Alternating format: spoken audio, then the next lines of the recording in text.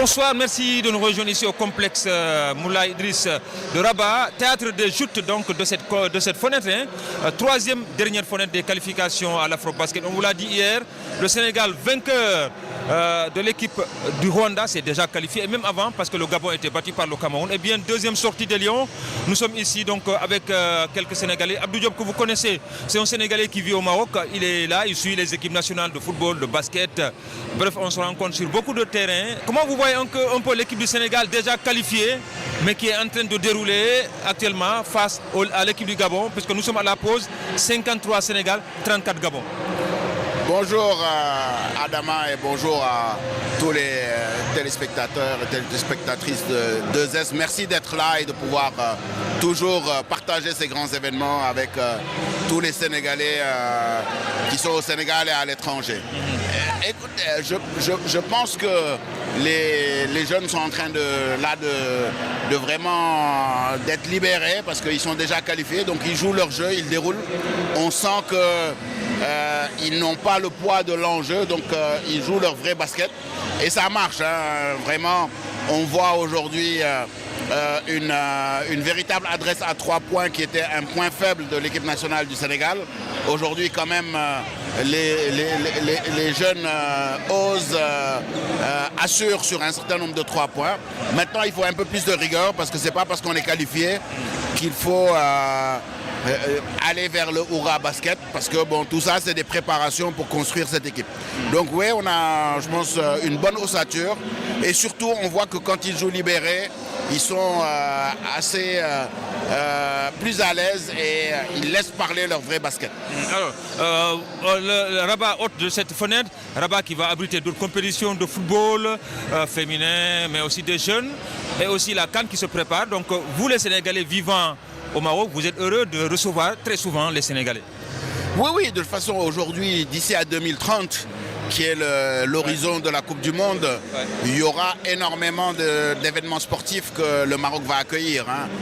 Parce que oui, les Coupes du Monde féminines des U17, plus aussi la CAN qui vient à l'horizon de décembre, tout ça en football, mais aussi la Basketball Africa League qui s'installe aussi à Rabat à partir du 5 avril.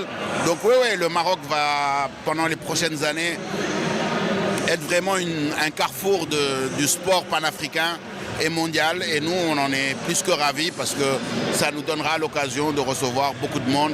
Et j'espère qu'on aura de plus en plus de Sénégalais qui vont venir suivre nos équipes nationales dans tous ces événements-là. Alors, on sait que l'une des attractions, sinon l'attraction, c'est la CAN prévue donc, du 21 décembre au 18 janvier. C'est une CAN très attendue. Le Sénégal va venir avec l'ambition de reprendre le trophée, mais on sait aussi que c'est le Maroc qui accueille, Maroc avec toute cette grande équipe. Déjà, vous êtes pressés, hein, vous piaffez d'impatience que cette CAN arrive, hein, parce que ça va être un grand rendez-vous. Oui, c'est un grand rendez-vous. En plus, la période des fêtes de fin d'année, hein, parce que ça commence le 21 décembre. Le Maroc est totalement préparé à accueillir. Maintenant, il faut juste que nos Sénégalais supporters qui veulent venir s'organisent tôt, hein, parce que bon, il faut commencer à réserver les lieux d'hébergement et autres. Le Sénégal va être à Tanger. C'est une ville qui n'est pas très bon marché, mais bon, les gens peuvent s'installer à Rabat, à Kénitra et prendre le TGV, puisque le TGV c'est à 1h20 de Rabat à Tanger et 50 minutes de Kénitra à Tanger. Donc oui, tout le monde est impatient. J'espère que notre équipe sera au rendez-vous en termes sportifs, parce que ça aussi c'est extrêmement important pour que ce soit une super belle CAN. En tout cas, le tirage est assez favorable pour que nous, si nous réalisons de belles performances, que nous restions à Tanger pour tous les matchs et même la demi-finale, et pour venir en finale, jouer la finale à Rabat. Donc on a un bon tableau pour si en tout cas tout se passe bien, ne rencontrer le pays organisateur qu'en finale. Donc ça peut être quelque chose d'extraordinaire, une belle apothéose pour cette CAN. Vous dites que les gens peuvent loger à Rabat, faire des allers-retours. Pourquoi? Parce que le logement est difficile à Tanger ou c'est pourquoi? Bon, en fait, il y a plusieurs choses. D'abord, Tanger reste quand même une ville chère, donc en termes de logement et autres.